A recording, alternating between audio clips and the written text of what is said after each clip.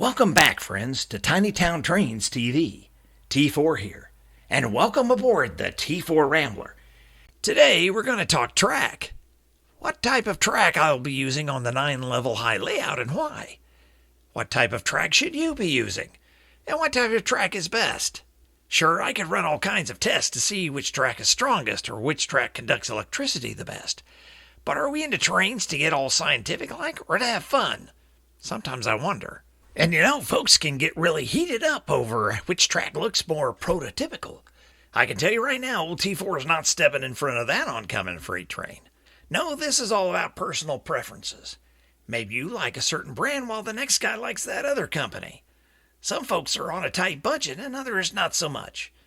Maybe you just like the look of this track more than that one, or you've had a bad experience with a certain track. Some people are building a prototypical operation. Others are more into a nostalgic look, and everywhere in between. The best track is always the track that's right for you. It's just a matter of deciding that for yourself. It's common to see mixed track from various makers and even a variety of gauges all on the same layout. What's best is what makes you happy. It's your railroad. Do what pleases you and reflects your personality. Now, the 9-level high layout is sort of somewhere in between a toy train layout and a prototypical one. I like great detailing on locomotives and rolling stock just as much as the next guy, so I tend to stay away from the kiddie sets. But there will be some post-war Lionel accessories on the layout. I know they aren't prototypical, but darn it, the log loaders and coal loaders are just too much fun to pass up. I just love pushing those buttons and watching the action. Now this layout's going to resemble a high-class 1950s layout, yet with a mix of both newer and older equipment.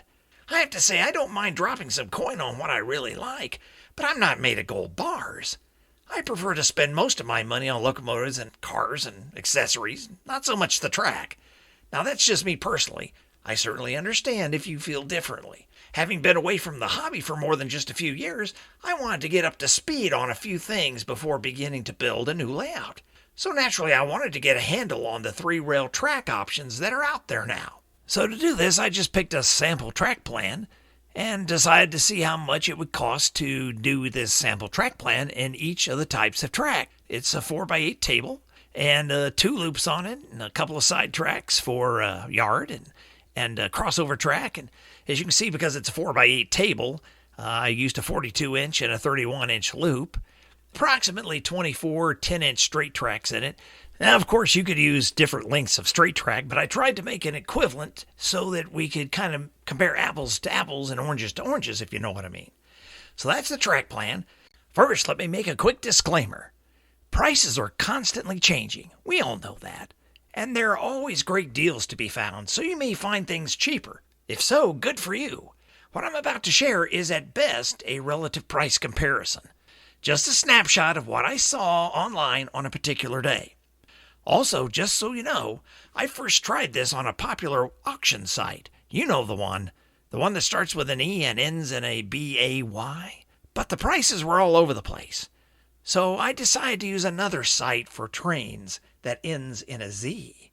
Here's what I found. Basically, I ran a comparison on 5 types of track. Now, I realize there are some variations with some of these tracks. Like, there's Gargraves with plastic ties, there's Gargraves with wooden ties. There's Atlas that comes with a built-in base like Lionel Fast Track or Real Tracks, and there's an Atlas track that comes without a base. So I know there's some variation there, but in general, I found these to be relatively accurate prices based on that day's sampling. The Gargraves was $608 to build that sample layout we were looking at. Atlas was $602, so they're very close. Lionel Fast Track was $408. MTH Real Tracks was just slightly higher at $420. The 5th and final track I looked at was the old-style tubular track, which came in at under $200. Now, this is Menard's new tubular track, but it's Lionel switches, which are used, because Lionel doesn't make tubular track switches anymore. So anyway, that's the comparison between the 5 types of track that I looked at, and you can always pause the video if you want to look more closely at these numbers.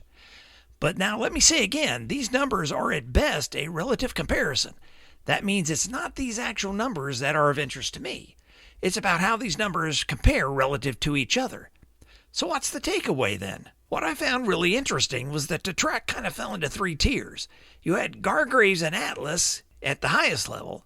Following behind that, you had Lionel Fast Track and MTH Real Tracks at about 1/3 less. And then at about half that price, you found the tubular track with Menards and used Lionel switches. Now, you might say to yourself, well, what good is that to me? Well, if you really want super prototypical track and you like Gargraves and Atlas, then the price might be worth it to you.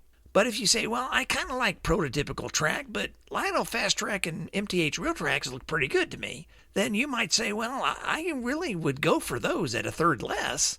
But perhaps you say to yourself, well, I really don't want to spend that kind of money at all, or maybe I like the nostalgic look, or I just like tubular track. Then you can save yourself a whole lot of money by going with tubular track. Now, once I saw those numbers, the choice for me was clear, because I'm doing a nostalgia layout anyway. I like tubular track. And I don't mind fixing up old Lionel switches. I kind of like fixing some of the old post-war stuff. So I can save a lot of money on those switches. Maybe $25 for one that's just really nice and operates with the controller and everything, but I can get them for like less than $10 if I don't mind fixing up an old rust bucket. I can save a lot of money, and on a 9-level high layout, there's going to be a lot of track and a lot of switches. I'm glad that there's this option still out there. That's what's right for me, and I hope this video will be some help to you in deciding what kind of track is right for you. If you have any thoughts, leave it in the comments below. I'd like to hear what you have to say. If you enjoyed this video, hopefully you'll come to your senses. But if not, then like and subscribe, because everybody needs to let off a little steam now and then, and there's no smoke fluid required. Till next time, keep your train on the tracks, and I'll see you round the next bend. Take care now. T4 out.